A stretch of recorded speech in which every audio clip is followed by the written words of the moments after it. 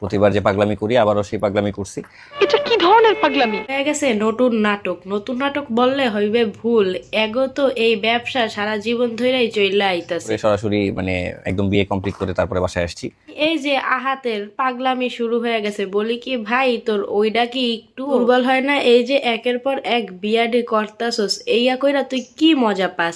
আচ্ছা তুই না কস তিশার থেকে আর কাউ ভালো না, কাউকে তুই বেশি ভালোবাসিস না, তাহলে তিশার এই বিয়াটা মান না। উপরে আল্লাহ নিচে জমিন, কথা সত্য। অন্য মানুষের বউয়ের পিছনে কিসের জন্য দৌড়াস? এবার আবার অন্য মানুষের বউ থইয়া ধরছে একটা ডিভোর্সি মাল। এদিকে তিশা বলতেছে ও নাকি প্রস্টিটিউট।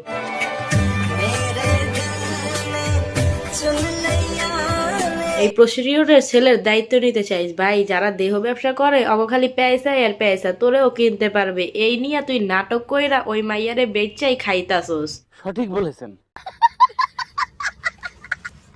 তিশাপুরে আমি প্রতিবার কষ্ট দিয়ে গেছি, আর এই মানুষটা প্রতিবার সেই কষ্টগুলো মাথা মতো করে নিচ্ছে, আর আবারও সেই কষ্টটা দিলাম।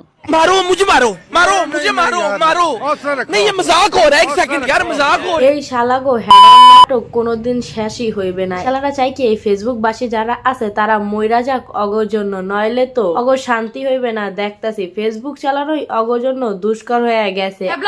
ডিভোর্স দিব, আমার তো একটা বাচ্চা আছে, আমি তো ডিভোর্স দিব না, ওরা আমার সাথেই থাকতে হবে। আর এই পাগল শালা তিশা যদি এইটাই সত্যি হয় যে আহাত একের পর এক বিয়া করে, তাহলে তুই এমন ওরে ছাইরা যাস না কিসের জন্য? হ্যাঁ, আসলে যাইবে কিভাবে? দুই জামাই বউ মিল্লাই তো নাটক করে, আর যেই মাইয়াটারে আনে ও ভাইরাল হওয়ার জন্য আরামসে চইলায় নাটক করার জন্য। এবার তো একটা বিড়ি খাওয়া মাল নিয়ে আইছে। আম্মু শোনো আজকে কি হয়েছে, পাশের বাড়ি শুনে আসি তো আমার টুনটুনিতে হাত দেয়।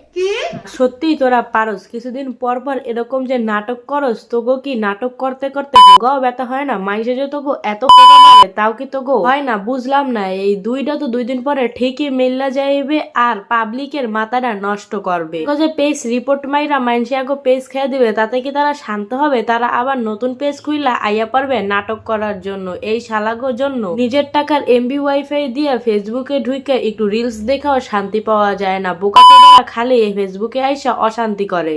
নিঃসন্দেহে তুই ঠিক কথা বলেছিস। পাবলিক অসহায় মানুষেরা কি বা করবো? কত আর হোগা মারা যায়, এগো হোগা ব্যথা হয় না। যে এগো হোগা মারবে এরই জাত চইলা যায়।